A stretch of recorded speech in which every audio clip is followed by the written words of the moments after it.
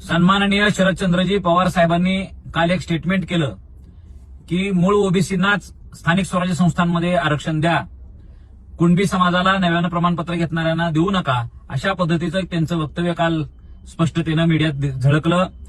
मराठा समाजासाठी हे अत्यंत घातक आहे, कुणबी समाजासाठी सुद्धा अत्यंत घातक त्यांचं वाक्य आहे.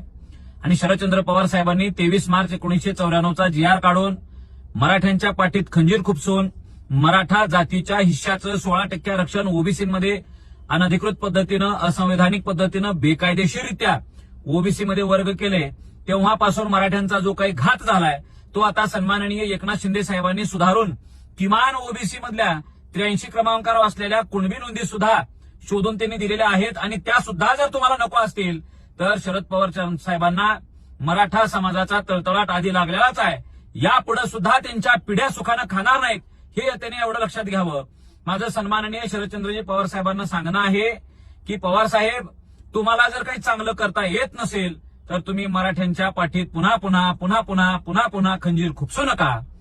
आणि मला एक सांगा, तुम्ही मराठा जातीसाठी आजपर्यंत नेमकं काय केलंय? पण तुम्ही भावनिक करून, तुमची काही प्रस्थापित माणसं पुढे करून मराठा जातीचं मतदान तेवढं घेतलेलं आहे. तुमच्या पिढ्यांचा, तुमच्या खानदानीचा उद्धार तुम्ही करून घेतलाय, तेही मराठा जातीच्या नावानं करून घेतलाय. आणि शरदचंद्र पवार साहेब, जर आज आम्हाला काही मिळत असेल तर त्या मिळत असलेल्या ताटामध्ये तुम्ही माती कालवू नका. माझं पवार साहेबांना सांगणं आहे की तुम्ही म्हातारपणी मराठ्यांच्या शिव्या खाऊ नका. उद्धव ठाकरेंनी सुद्धा धाराशिवमध्ये गेल्यावर काल बोललेत की मूळ ओबीसीना द्या. अरे तुमच्या काय बापाच्या घरचं द्यायला का तुम्ही? ओबीसी हा 1967 यादी जी मूळ तयार केलेली आहे त्या मूळ यादीमध्ये कुणबी शब्द 1967 पासून आहे, 83 क्रमांकावर आहे.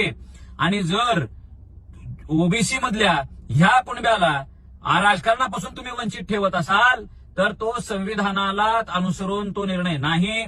तुम्ही जातीवाद करायला लागलेला आहे, तुम्ही ह्या समाजाला तुम्ही टार्गेट करायला लागलेला आहे. आणि म्हणून शरदचंद्र पवार साहेबांच्या पाळ्या मुळ्या खोडून काढून मराठा समाज ठेवणार. आणि मनोज जरांगे पाटलांना आता जाणीव होत असेल. मनोज जरांगे पाटील म्हणाले होते की काय ऊर्जा आहे साहेबांची, काय ऊर्जा आहे साहेबांची.